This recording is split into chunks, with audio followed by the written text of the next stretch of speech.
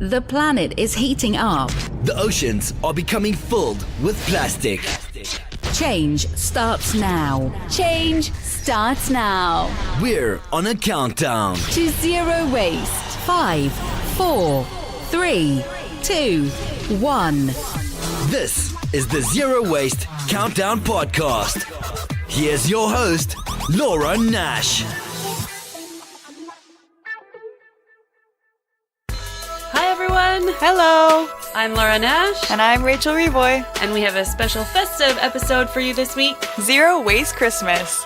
Okay, so Rachel is from Quinte Waste Solutions, and she was on our show almost a year ago now talking about recycling. Yeah, it feels like a long time ago, but yet not that long at the same time. Yeah, so we have a really cool show planned for you today, and Rachel's going to take us through some of the options about recycling and different wrapping paper and different gift ideas and stuff like that.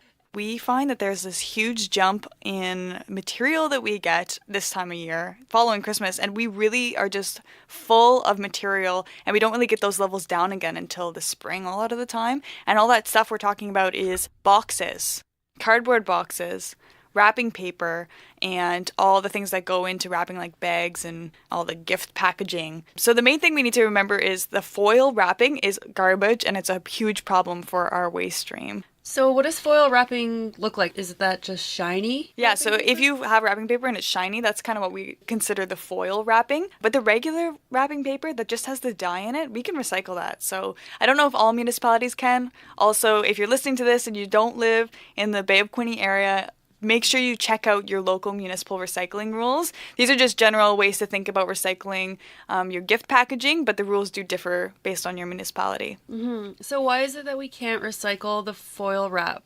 It's because of the ingredient of the foil that makes it shiny. I think it's some kind of a metal that's woven into this paper. And as I think I explained on the other episode, if there's material that's fused, so two types of materials that are stuck together, companies don't like that because they have to separate the two types of material. Right. So that's costly because it takes more time and energy to separate materials, and that's why we can't recycle things like paper beverage drinking cups, because the hot single-use paper cups have a thick lining of plastic on the inside, so it's plastic fused with paper. We can't separate that. Same thing with the foil wrapping, the foil and the paper. Interesting. K-cups are like that too. You have to separate too many things that I've heard. So, you know what? Thinking of K-cups, if there is someone that you love in your life who does drink a lot of K-cups, you could maybe get them one of those reusable screens as a gift. Yeah, that's a great idea. That would be kind of cool. I wonder too if it's more of like a mylar or something that's attached to it, because when we did the trash bash in the spring with you guys, we found a lot of balloons, and at the beach cleanup. And a lot of those shiny balloons, the outside breaks down and kind of wears off. So we would find balloons in different stages, and some of them would just have the plastic inside and just a tiny bit of the shiny stuff left. Oh. So I think maybe it could be similar. I'm sure it's similar. I'm not quite sure about what's actually in that material, but whatever it is, it makes a challenge for us. And the companies that take our paper to recycle it just told us they don't want the foil, but I'm glad they take the regular paper. So at least as an easy step and an ease into sort of thinking more consciously about your wrapping, just making the choice of not choosing the shiny stuff is a good step. Makes a huge difference because you can still wrap your presents how you want and still buy nice paper. You can use regular wrapping paper, or you can do the Japanese style of furoshiki wrapping where they use cloth and it's just a nice tying technique. So you can YouTube that to find out how to wrap your presents that way. Yeah, that's what I did last year, actually. And maybe it wasn't the actual Japanese technique, but I just used fabric. I went to some thrift stores and I found Christmas-themed tablecloths that were beautiful. Oh, nice. And I just cut them to different sizes, and then I just tied them together and put like a bow on it. I kept it all, so I'm going to use it again this year. Oh, that's so smart. And it looks so beautiful. It's so darling, and those patterns are the really classic Christmas timeless patterns. So I was just really pleased. I was more satisfied with that than the gifts I got other people, I think. That's awesome. And I guess too, like, you know, you buy Christmas pajamas and things like that kids grow out of. So you could probably use that too as like a nice wrapping material if you're not sure where to put your kids' worn out Christmas pajamas. That's a good tip too. Something else I think about in terms of recycling gift wrapping is boxes. We get so many boxes this time of year, not only for the gifts itself, but just because people are ordering a lot of stuff online. And it's just very overwhelming. But one thing that's very important to remember is that when boxes aren't broken down, the truck drivers have to wrestle them into the truck and fold them down, and they don't have the time for that. And they stop 900 times a day on average in our area. The truck drivers get out of their truck and sort the recycling into the truck 900 times a day. So if they're wrestling your boxes and trying to fold them down together so they fit into the truck, that's very tolling, not only on just the length of time they're going to be spending collecting material, but also physically. Yeah. And I think there's a maximum size. Like, you can't just take a fridge box and like stick it out there. You have to fold it down into a manageable dimension, right? Yeah, so we ask people to fold them down into, I think it's 10 inch by 10 inch by 8 inches thick. So that's not that big. In an ideal world, everybody would cut up the boxes or kind of tear them up so they're stacked together. We ask for that just so they can fit it into the truck, because the way the cardboard is loaded into the truck is usually in the back. And then just to be able to pick it up easily and throw it into the back of the truck, it's really nice when it's folded down and also like bundled together with some tape or some twine or just something that easily can fold them together. Mm-hmm. Yeah, there seems to be a disconnect that we've kind of talked about before, because the drivers are doing a very, very difficult job. And like you said, 900 times a day. And I think they have, 19 seconds at each house? 15 seconds per blue box. So if there's two Okay. blue boxes, that's 30 seconds. So if someone isn't sorting properly, they usually take the time to sort it into the truck so it is properly sorted by the time it gets to our facility. Yeah, so if they're putting that sticker on the blue box, so we get a sticker, and I've had it many times, so don't feel bad if you've had it, but they'll put a sticker and be like, you did something wrong. Yeah, it's a bright green sticker, and it's kind of like a tisk sticker of like, you didn't do something quite right. And they basically have options on it, so if people didn't fold down their cardboard, they can circle that and just let people know what has gone wrong and what needs to be fixed in order for the whole collection process to go a little bit smoother. Mm-hmm. And that's a good system, but I think it makes people kind of mad, which, don't get mad if you get one of those. Like I said, I've had them quite a few times, and it's just a way of keeping everything running smoothly and efficiently and keeping taxpayers' costs down, right? Yeah, it's an education tool, right? So it's just a way to communicate with people at that household to let them know what they need to do. For some reason, I feel like everybody that works at a store gives you a plastic bag. Like, I feel like they're really pressuring me to take a plastic bag, even if I Really? just buy one item. You don't find that? I shut it down before it starts because I worked as a cashier when I was in high school, and I remember the act of asking every person, do you need a bag, was so exhausting. So right when I lock eyes with someone at a till, I'm just like, hi, I do not need a bag. And then they're very much like, okay. I find sometimes they're taken off guard because they're like, how are you today? This is a restaurant, ma'am. No, but I remember actually I was getting sushi takeout the other day, and I forgot to say no bag, no cutlery, no extra condiments, no anything. I forgot because I was just trying to get sushi and I was in a rush, and then I saw the person loaded into a bag, and I ran through the restaurant. I was like, I'm very sorry, but please don't put anything extra in there. I don't need the bag. Can you take that back and reuse it? And they were like, okay. I think would really help if we just go back to people asking, do you need a bag? Mm-hmm. Instead of just automatically getting it, which some people do. But yeah, so I guess your options are kind of to order things online or to go to a store and get it.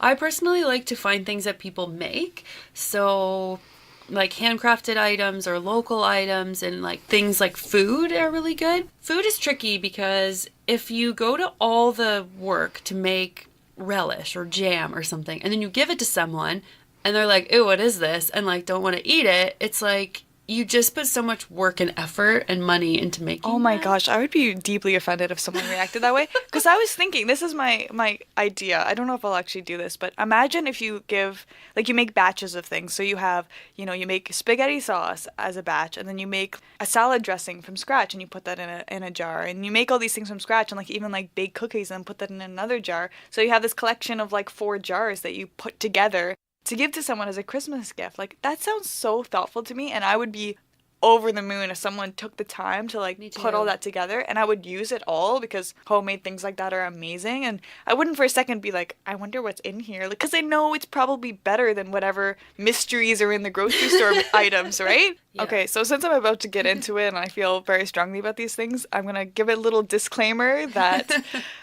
These opinions that I'll say are not reflective of Quinte Waste Solutions. This is me speaking as Rachel Revoy, as a person who thinks about these things a lot. So any ideas and opinions that I have about all this environmental stuff are not opinions of Quinte Waste Solutions. All right, so anyway, what I was getting into was I think about how people sort of react to gifts that are homemade, or, you know, if you buy something that's reused but it's perfect for them and very thoughtful, if people think like it's somehow lesser than buying something new, when I think we buy things and we can't trust the companies that we're buying these things from, right? Like, you can home make all this food and you know what the ingredients are going in it. You can choose to put it in a jar that's not made from these plastic materials, but yet somehow people don't trust that when you're their friend or their coworker. Like, you should be able to trust them more than you trust any corporation. Mm-hmm. And that's something I think about too when people sort of snub their nose at me when I pull out my metal straw from my bag when I'm getting a drink somewhere.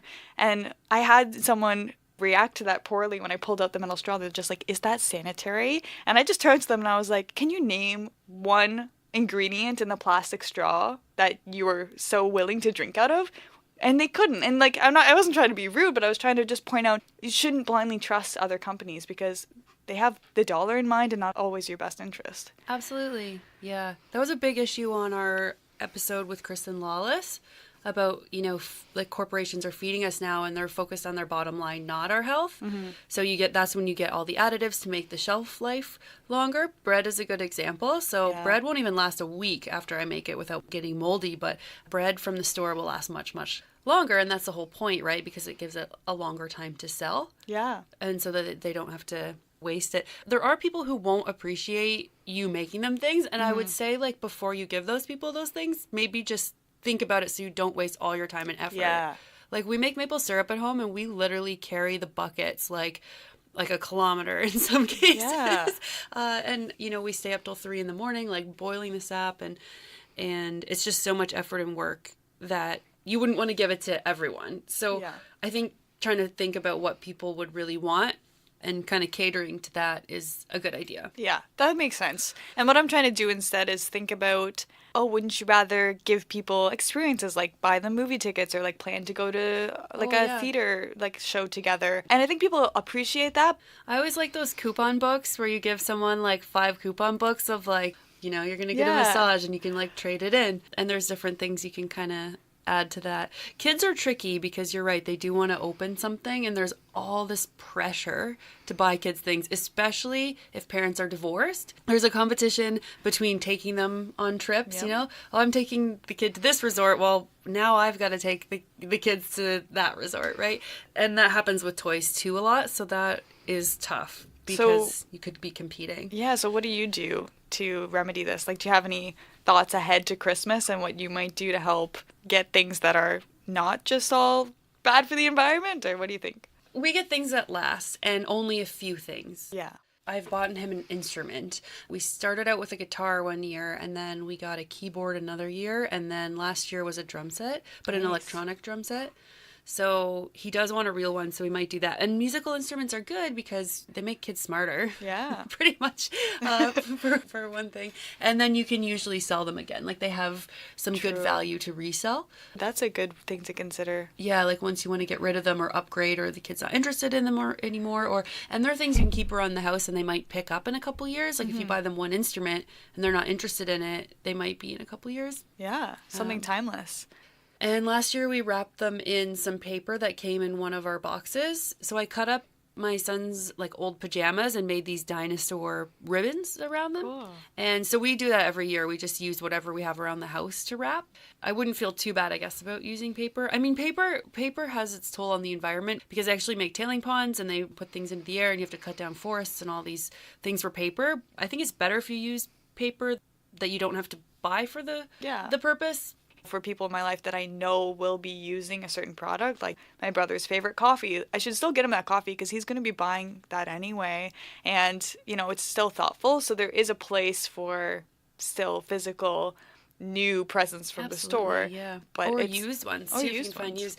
Well, one thing I did with my family that was kind of different when I first started getting into creating less waste, I did this portion of gifts and this series of gifts, and I made a little game out of it, and I called it thrift gift. So what I did was I got a series of gifts, and I would choose 2 of my family members, and I'd describe the item to it, and they would have to guess what it was, and whoever was closest, I'd give them a series of clues, and if they could guess what it was, then the person who guessed right got the gift. Oh, wow. So, and I ended up finding some that's really cool fun. things, but they found it was really fun, and they still ask me about, if we're doing it again. It takes a lot of time, because if you want to find good stuff at thrift stores, you have to kind of dig and really search for it. Yeah, and before Christmas, too, I guess you could, like, going back to kids, you could trade toys, like, in the beginning, so you can just talk to your friends or, like, your neighbors and just see if there's any toys they want to get rid of and do, like, a toy swap, kind of like a clothing swap.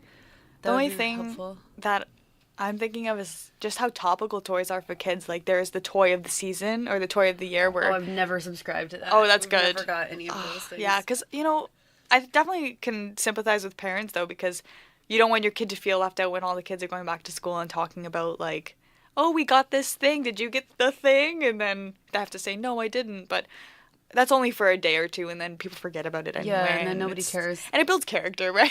Yeah. like I remember I was never a kid to get all those new things, and if I wanted it, I got, like, paid $2 an hour babysitting the neighbor's kid for years, so something like that is what I would do if I wanted something new, but...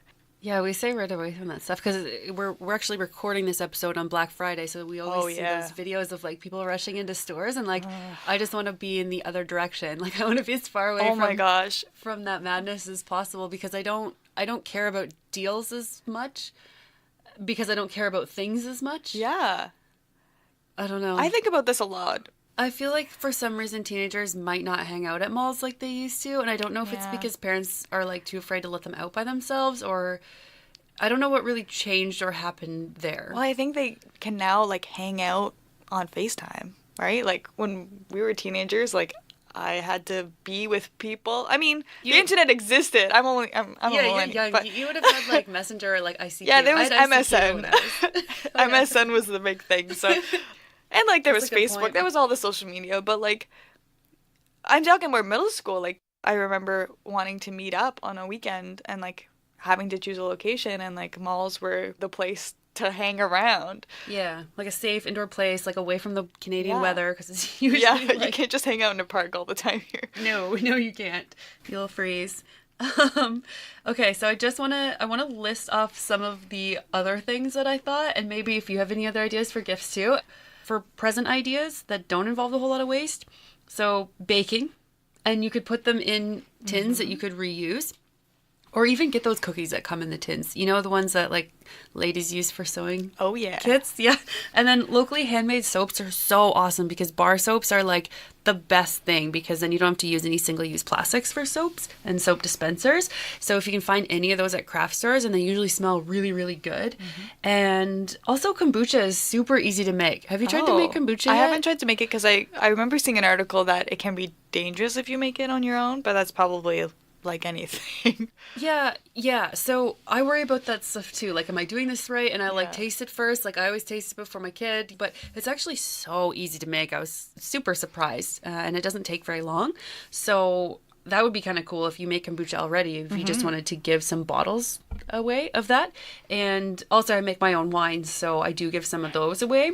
And then that gets some of the bottles out of my house, because I keep all my bottles. Because you were saying bottles are really annoying to bring in because they're dangerous and they break. And they're heavy, so the emissions on the truck to carry them to the facility and out of the facility, bottles are a challenge. Yeah. Can we talk about what they're used for? Yeah. Sandblasting, is it? Sandblasting material. So for us, glass bottles, since they break so easily, and because of our infrastructure, various reasons, like, it's very difficult to safely process them so they're still intact to be reused at another company. They end up getting made into sandblasting material, which is used to smooth out car parts or engines. So it's basically like blasted through a tunnel, and it smooths metals, which is good. It's a way to recycle it, right? It's being made into something new. But I think, after that's used a couple times and it's not as granular anymore, then it ends up just probably going to landfill. I don't know that for sure. I don't think it's something that's infinitely recyclable like a glass bottle is intended to be. Can you, like, melt glass down and remake it into things? Yeah, and I think in some municipalities where they have you sort the glass by color, that's likely what's happening. Yeah. But what I recommend is, I mean, if you are in Ontario, we have the refundable glass program. I think a lot of provinces do. Do you know if any states do? Maine has a bottle bill from the that's good. 70s. That Nice. started, a long time ago. Yeah, so if you can refund, bring your glass bottles back somewhere for a refund, that's the best way to do it because that means it's likely just being cleaned and reused again, or it's going straight to the source and the manufacturer is going to recycle it into new bottles. So that's the recommendation. And you also get money back, which is cool. It's not always a substantial amount, but it's something, and it's a little reward to get people to do it, and that's what matters. In BC, we used to just put our beer bottles out by the curb, and then people would come and collect them for the money, which I thought was awesome because if they want the money, and I was in the military and didn't have time, I think we mentioned this. Yeah. Glass can be a challenge, and what I found interesting was that they found Egyptian glass that's like, I don't know, 5,000 years old. So like glass isn't going away either. It's not.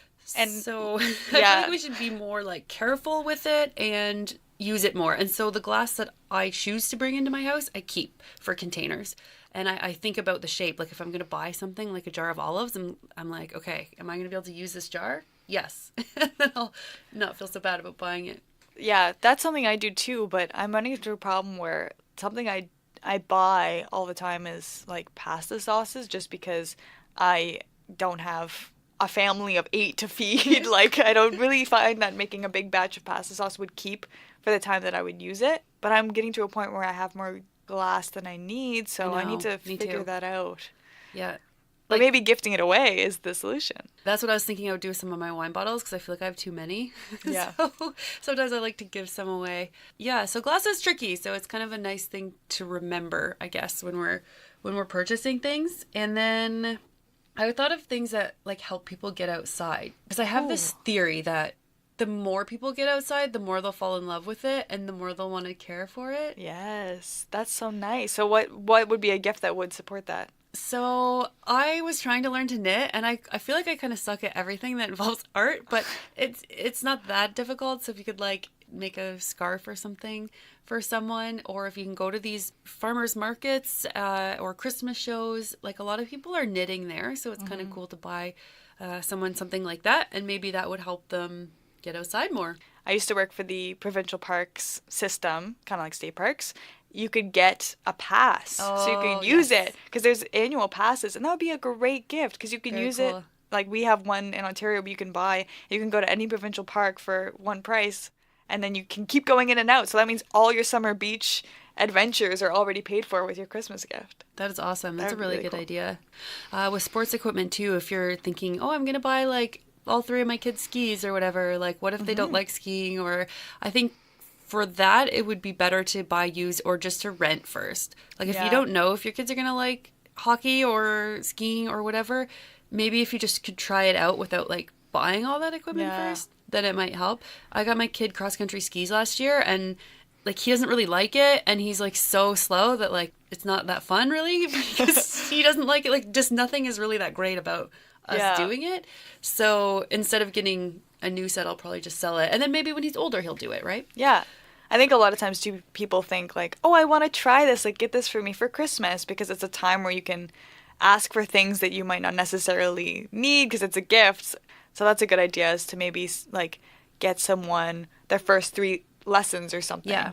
So And that they then can the try it rentals. out. Yeah. Yeah. That's a good idea. Which reminds me of gift cards, actually. Are gift cards recyclable? They're too small. They would fall through the sort line. But that's what I thought. Last year there was a program at our local mall that would take them back to be recycled. So they must have a different program for that. But sometimes there are ways, like if you go to some retail stores, you can ask if they have a gift card recycling program, or they might advertise it. I haven't seen one lately, but whenever there is one, I'm just like, here's the 10 or 20 gift cards that I've just been holding on to for the last year. You mentioned too that like people travel a lot. Oh yeah, that's something I think about a lot too. Like I remember the other day I was telling my mom about a trip I wanted to take in the winter, and she was like, don't you care about the environment? Like, don't be talking about the planet if you're going to be flying all over the place. And I'm like, oh my gosh, I am a hypocrite. But she calls me out, but that's the best thing about moms is when they tell you how it is. But it's something that I looked into, and I started looking at the environmental impact of flights, and it kind of made me sick to my stomach. The amount of the amount of energy it takes to fly these planes, and I was looking into it a little bit too, and there's something that happens because planes are higher up, so the oxygen layer, the ozone layer just being thinner, so the impact is more exponential because of the expelling of the gases. I do not know the actual mechanics and how this actually works, but it sounds pretty bad. And imagine, like, an airplane is so heavy. Like, imagine the fuel that it takes to get that airplane up there. Yeah. And then, like, transport it too, right? Air New Zealand just banned single-use plastics. Ooh. That's another thing about planes, like... Oh my gosh. It makes me feel sick to my stomach when I ride airplanes. Full disclosure. I know. I feel sick to my stomach because they walk down the aisle with a tray and they already put water in the cups, just assuming that someone will want to drink. Even maybe people don't want to drink, but then they see it and they're even more encouraged to take it because it's there and it's free. I don't know. I have asked them and they will say just things. I mean, they're busy, right? Like, I don't want to bug them. Yeah. And it's not their job to come up with recycling solutions. Delta says that they recycle or they're supposed to or something. And I've seen them once, like with a guy holding some cans in his hand, not putting them in the garbage bag. But every other flight I've flown with them, they're just throwing cans, plastic, food, everything into the bag. And you know where that's going. Oh, yeah. So I remember one time when I asked a flight attendant, they actually were really kind about explaining it to me. And I just was amazed that they took the time because it's really not their job to have to explain it to someone. They could just say like, oh yeah, it goes here or there. Yeah. But they said that it depends on where they're flying into. Yeah, because some I've of them, heard that too. yeah, so some of them will encourage it. So if you land in some airports, they'll have that process ready when you're cleaning out the plane, but others won't. And, that's a part of the problem. Delta told me that they incinerate it in Toronto. And I'm like, So, like, a long time ago, Paul Connett in Canada was like, nobody can incinerate trash. It's terrible for the planet. It's a bad solution. Don't do it. And so all these incinerators that were being proposed to being built in Canada weren't. And I think that's terrible because now we have landfills, which I think are way worse. But that's just from my research. I don't know if there are incinerators in Toronto, but that's what Delta told me. So there are, yeah. Yeah. So maybe that's where they're going. Okay. Here's my thing about incineration. I believe that the disposal of waste is like those pyramids that you see where there's better options than others. Yeah. Recycling is more near the top. Reusing is one of the top most. And then landfill garbage is at the bottom. I think incineration is slightly above landfill garbage. It's better because it's not taking up that physical space and producing methane. However, there's still the gases to consider when it is being burned, which I know there is a lot of talk about, these technologies that can clean it out of the air and make it filters, to make it, not have the same issues with the emissions. However, the amount of energy it takes to create a material and to process it and to ship it. So, like, for example, if you're taking a metal can and that metal is from aluminum extracted from a mine up in northern Canada and then extracted from the earth in the mining, all the energy that goes into the mining, then all the energy for that raw material to be shipped down in these trucks down to southern Canada where it's processed in a smelting plant where it's melted down and then made into these big sheets where aluminum cans are then formed out of. At 900 degrees. At 900 degrees. The amount of energy that's invested into that one can does not get the proper, how do I phrase this properly? I know exactly what you're saying. To return it back into another usable can, you only need 600 degrees of heat versus the 900 degrees of heat. But no, this is why I'm saying that incineration isn't great. Yeah, you can't put those in incinerators. Well, you shouldn't. You shouldn't, but anything that you're incinerating, the amount of energy invested into the material before it goes into the incinerator, you can't get the amount of energy back. So like it's 0.01% of the energy you'll get back. Like I'm not an expert on this. There's probably real numbers, but that's what I think about is just the amount of energy we invest into these products. You don't get it back on the same quantity as when you incinerate it. So yeah, it's okay because it's not taking up the physical space, but it's not a sustainable solution by any means because of all the energy we've spent on creating these products. Mm-hmm. And another argument is that it encourages people to just consume more if it's just going to be burnt, sure. Which was Paul Connett's argument, which I see, but it just didn't happen. He's like, no, the argument is not to burn it, it's to consume less. And yeah, he's right, but that's not happening, so we still have trash to deal with while we're trying to fight for the world to consume less, right? Yeah, and that's the main thing, right? It has to be a change of mindset. We have to stop ourselves from this instinct of consuming. For me, I've replaced all my consumption of new clothing. I've replaced it completely with shopping at thrift stores. except for things like socks, and there's not everything I buy at a thrift store, but Do you buy underwear at thrift store? I don't. I don't want to talk about my underwear on air, but I do not buy my underwear don't from either. thrift stores. I try and find like good fabrics. There's some companies that have more sustainable goals, so I look for that. And like the amount of stuff that comes into thrift stores blows my mind. Like there's always new stuff at every thrift store I go to, even if I was just there last week. Fast fashion is terrible. Like if Yeah. you're supporting brands that burn their stuff to keep them exclusive, that's bad. And if you're buying new cheap stuff, usually that cost is put onto the environment and people who make low wages, and so the quality might not be there, so it might not last as long. And if things are dyed bright colors, then there are like 8,000 different dyes made from the oil and gas industry right now that are just being dumped into rivers, the effluent from dyeing clothes. So the fashion industry is quite terrible, and we all need clothes, and we all have a closet full basically. So I mean, most of us. So it's a big deal. And that's another thing with Christmas too, is like if you can buy more sustainable clothing or thrift clothing, but it's hard because how do you give someone a gift when it's like it doesn't have a tag on it, or if it doesn't have some indication that it's new? Right. I think that's tough. I do think it's tough, and that's why I only buy gifts for people who are kind of in my closer circle, and they know me by now, so I hope they see it as something that I did not out of being cheap, but more out of just like this There's more desire. meaning. Yeah, there's more meaning to it, and that's why I think people do like the outings as gifts and going to places, and plus you can support like the arts community, like by going to a show, and like that's something I also care about, and supporting people locally. So looking for things like that is kind of the solution, because then you're not seen as cheap, or like you're just doing a cop-out gift.